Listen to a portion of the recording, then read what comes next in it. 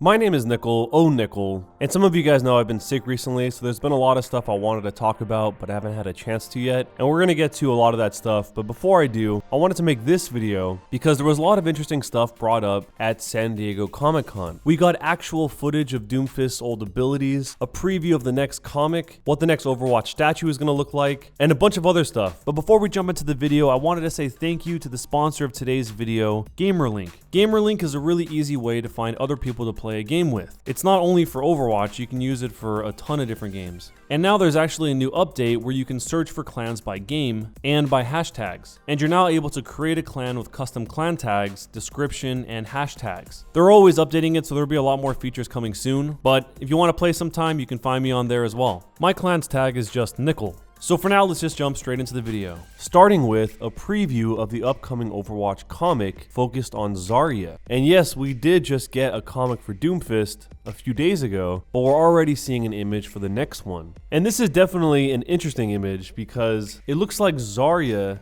is on Dorado defending an Omnic against an angry mob. The cover kind of does seem like an homage to X-Men Days of Future Past, but in that one, mutants are being hunted down and Wolverine is protecting someone. So the motivation makes a little more sense there since Wolverine is a mutant himself. But it could just be a coincidence that it has the same general theme. So I think most of you guys know that Zarya does not like Omnics at all. But for some reason in this image, she's actually defending one. And behind her we see Sombra's skull. If you guys remember in the animated short called Infiltration, it was Sombra's short, Sombra actually reaches Katya Volskaya and basically just blackmails her. So in that video, after the Overwatch logo shows up and disappears, we hear Katya Volskaya say, "Do you know why you're here?" And Zarya emerges from the shadows and says, "I believe I do," which seems to imply that Zarya is Katya Volskaya's way of getting back at Sombra. So since there really aren't that many ways to read into that scene, it makes sense that Zarya might be in Dorado in this image. Possibly her motivation for being there to hunt down Sombra for Katya Volskaya. But what doesn't make sense is why she's defending an Omnic. As far as we know up to this point, her whole motivation is anti-Omnic.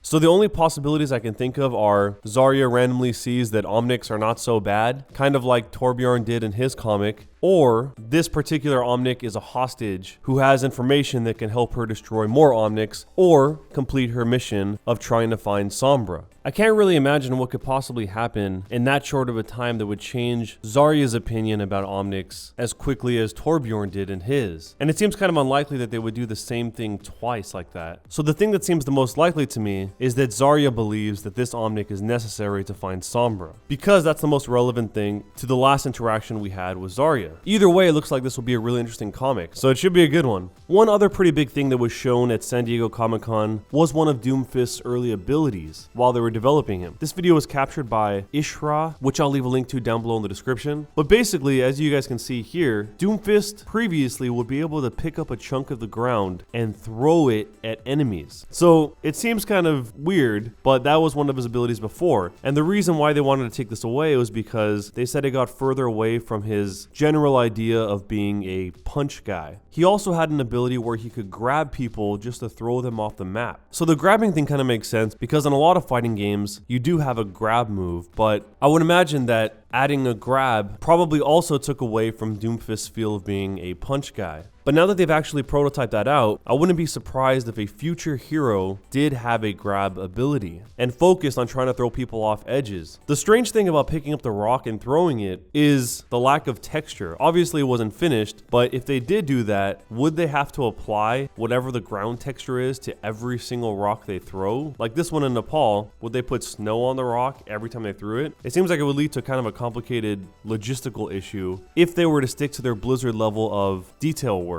This other clip was also captured by Ishra, where one of the early versions of Doomfist used to have a cannon sort of weapon where his left arm is now. Visually, it kind of reminds me of Junkrat, but the weapon doesn't behave at all like Junkrat's weapon. During the presentation, they called it a flat cannon, where when you would fire it, it would travel about 10 to 15 meters and then explode automatically. So if you could hit somebody at that range, it was devastating, but if you were too far or too close, it sounds like it wouldn't have done as much damage. So if they did end up keeping that, Doomfist probably would have been all about spacing, which is also an aspect to a lot of fighting games. Even in games like Super Smash Bros., there's even more emphasis put on spacing with some of the sword-wielding characters, because the very tip of the sword did a lot more damage than if you were hit somewhere else on the sword. So you always wanted to space it out so you hit them exactly with the tip of the sword. So if this cannon style of weapon would have stayed in, people would have had to start thinking like that. This footage was recorded by Caterpur, and we can more easily see the date and some of the details here, including something that's also pretty obvious here. This is what Orissa's shields used to look like. As we can see, the footage is dated all the way back to 2016, but it's a lot different than the shields we ended up getting in the end. According to Blockhead on the Overwatch subreddit, who attended the event, the Overwatch team said that when it came to grabbing, they also wanted to use other players as human shields and be able to throw these human shields. They said that it was a lot of fun but made Doomfist broken, and it was annoying if you were the one being thrown. Also, thematically, it made him more into a wrestler than a puncher,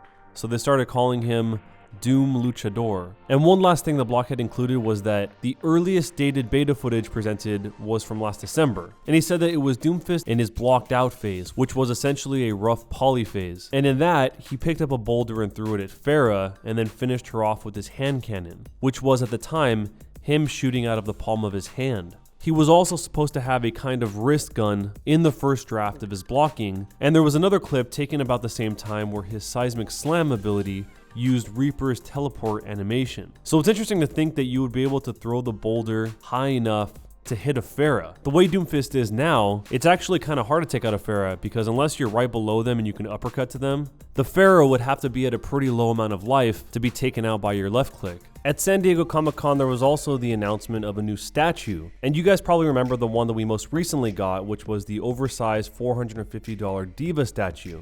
I was able to see that one in person at Anime Expo, and it was huge. Well, now a normal sized Genji statue is coming out, and this appears to be the pose that he's going to be in. And I know some of you guys out there are trying to collect every one of these statues, so having a Genji one in addition to Tracer, Widow, Reaper, and Diva should be pretty nice. They also showed Doomfist concepts versus the final versions for some of his skins, like this one for Spirit. Looks a lot darker to contrast with his more Breath of the Wild-esque light designs all over his body. Those light designs are way more pronounced than they ended up being in the final model version that we got. Maybe that's because it took too much to render that many lighting effects, or maybe he was too hard to see on certain maps or something. But I actually think the concept looks even better. And the gauntlet in the concept almost looks animalistic, like it's two squinting eyes and a ring through a bullnose or something. For Iron, the concept just had a lot more shine to him and reflectivity in general. Also, if you guys haven't heard yet, Tokidoki and Overwatch are teaming up to create some new Blizzard gear. So they're basically focusing on 4 characters here: Mei,